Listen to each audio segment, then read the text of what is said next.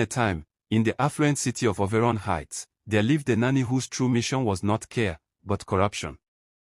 Her name was Maribel Cade, an innocent-looking woman who once taught a child to call his own mother a prostitute.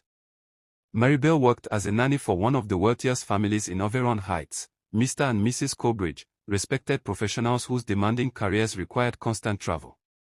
After years of waiting, they had been blessed with one son, Ethan Colbridge, their pride, their miracle.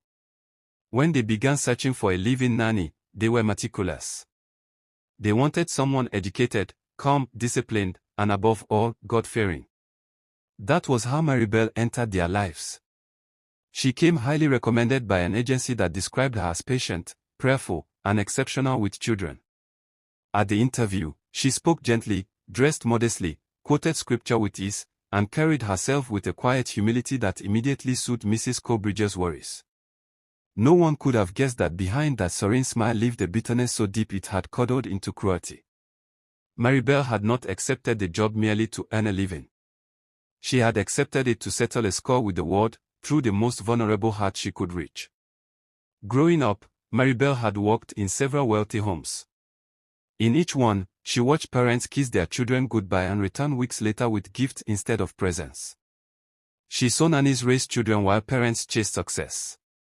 Over time, she convinced herself that rich children were spoiled, entitled, and already ruined. Instead of protecting them, she decided to finish the ruin.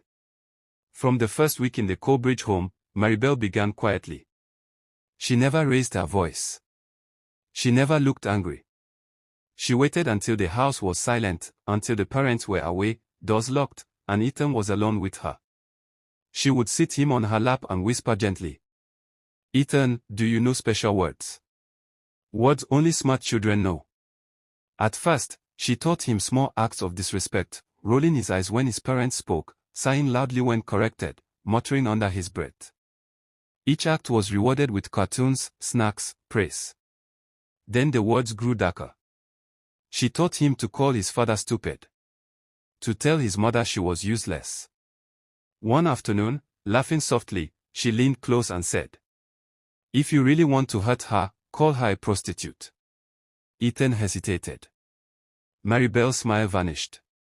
She gripped his arm tightly and whispered in a low, venomous voice, "If you ever tell anyone I taught you these words, I will teach you a lesson you'll never forget." Fear sealed the child's lips. What Ethan didn't know was that he wasn't the first.